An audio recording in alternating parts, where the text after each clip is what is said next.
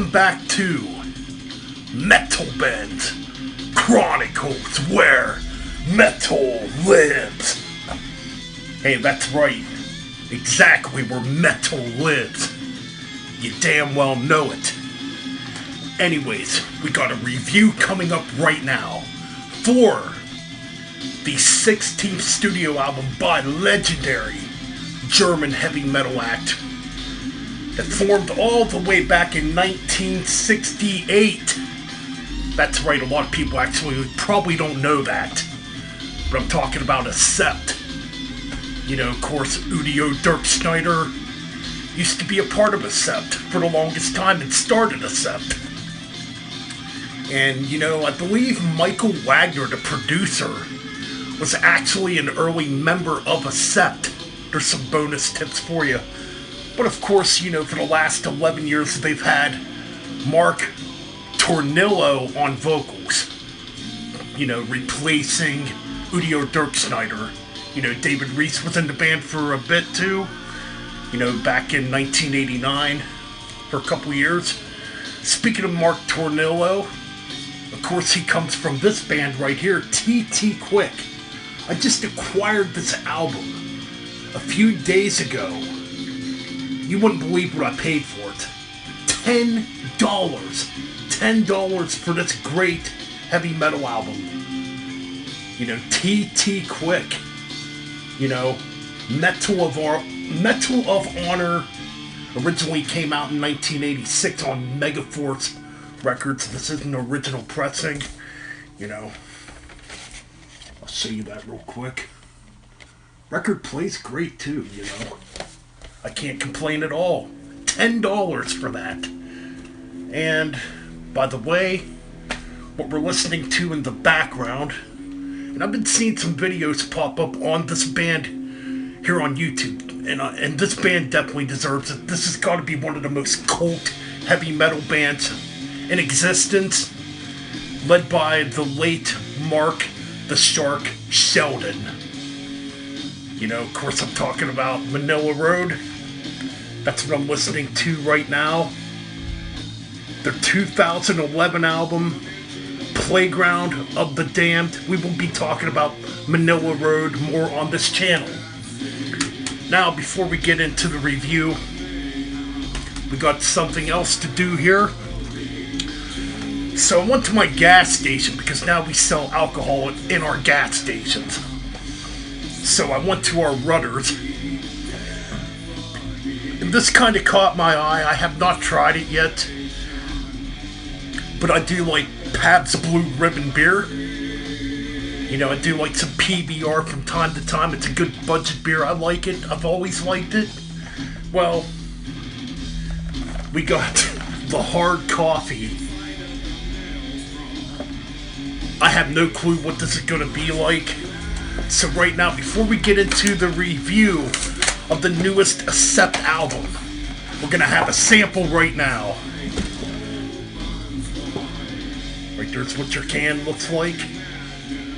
Really curious. It's 5% alcohol. Yeah, I'm really curious what, you know, this is going to taste like. Well, let's find out.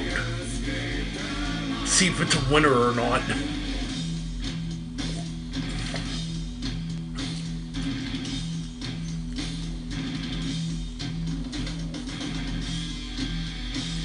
You know what?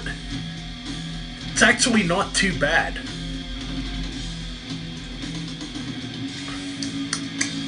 Not too bad at all. I don't think I'd want to drink way too many of these, though. You get one hell of a stomach ache, if you know what I'm talking about. Yeah, not too bad, man. Not too bad. Not too shabby at all. Pretty good.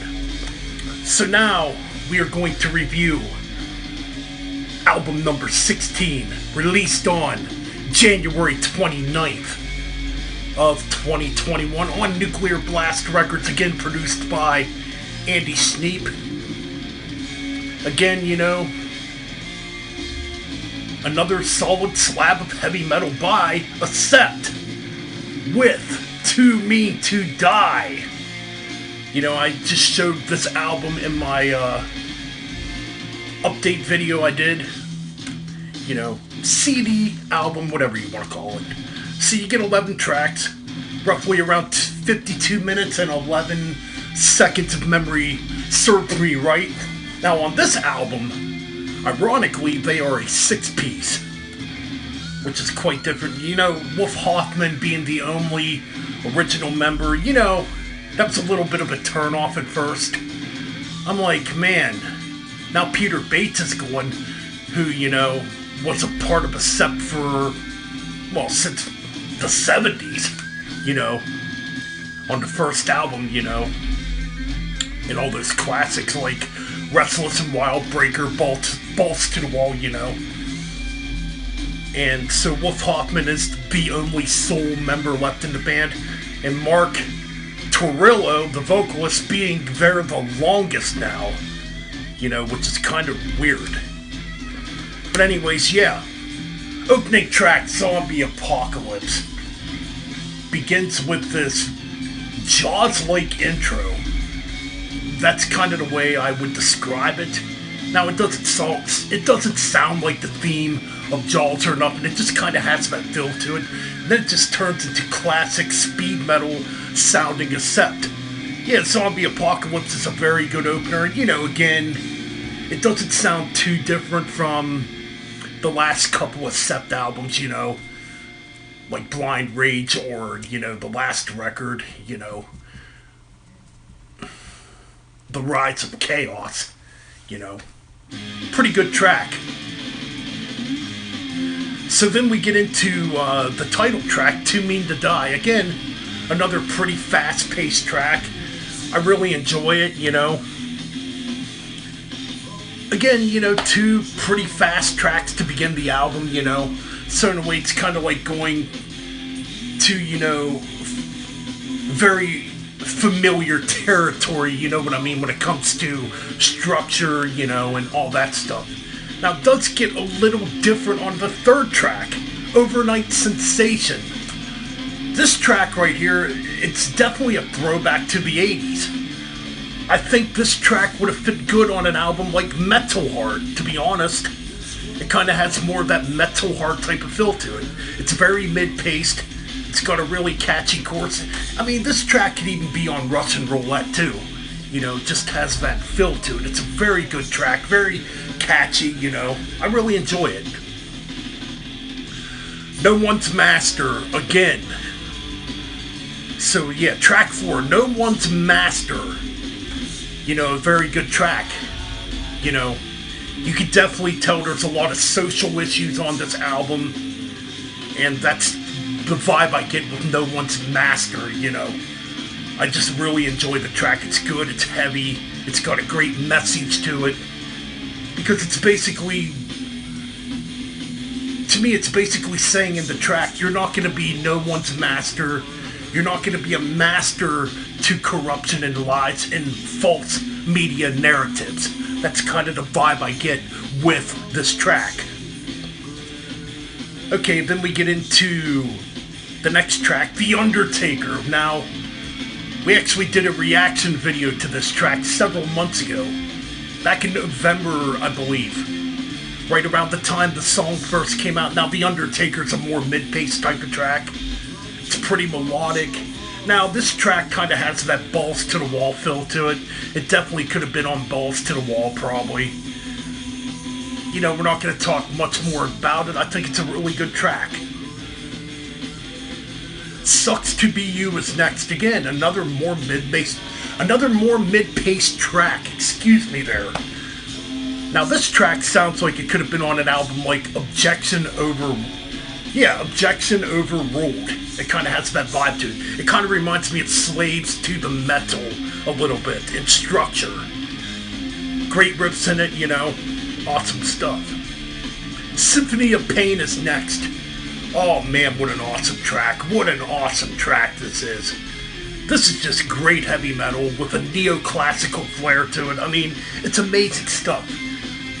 Even in the middle, they're playing a classical piece. It's a very familiar classical piece too. And for the life of me, I cannot think of what the hell it's called right now. That's usually how it goes when you're doing a video, you know, you tend to forget little things. But it might be my favorite track on this album. I really enjoy Symphony of Pain. The best is yet to come, you know. It's a ballad. The best is yet to come is a ballad. It kind of reminds me of Winter Dreams from Balls to the Wall. It kind of has that vibe to it. It's very melodic, you know. Then we get into How Do We Sleep at Night. Again, another track with a message to it, very political in structure, very social issue like it's true. How do we sleep at night knowing that the world is going straight to hell? It's got a good message. I like it. It's a great track. Not My Problem, a little bit faster, you know. Kind of reminds me of a track off Objection Overruled too. Ironically, it kind of reminds me of the last track off that album, Sick, Dirty, and Mean. You know, it's a really good track though. I really enjoy it. Then we get to the final track, the closer, Samson and Delilah. Just an instrumental track, which probably could have been a Wolf Hoffman solo track, you know. But yeah, it's instrumental. It's still pretty heavy. It's a good way to end this great album. Excellent album, man. I'm telling you. I don't think there's a weak track on this freaking album. I mean, I think the only issue that a lot of people might have is the production is pretty samey. You know, it's not much different compared to, you know, the last 4 albums being, you know, Blood of the Nation, Stalingrad, Blind Rage, and, you know, The Rise of Chaos. So the production is pretty samey. That might be an issue, but I think the songs on here overall are strong. So lineup-wise, you got Wolf Hoffman on guitars, obviously. Mark Tornillo vocals. You got Eel Lewis, however you pronounce his name, on guitars. Now he's formerly of Gravedigger. He was in a band called Rebellion too. You got Philip Schaus for third guitarist. You got Martin Motnick making his first appearance on the Sept album, replacing Peter Bates on bass. And you got Christopher Williams on drums. Yeah, man. So yeah, they are a 6-piece now. Right there they are. Excellent album. I would easily give this album a 9.5 out of 10. Like I said, the only downfall maybe is the production. It could have been a little different, but this album is still amazing. I think it might even be a little better than the last album, Rise of Chaos. Anyways, that's my review of the newest step. Keep it metal.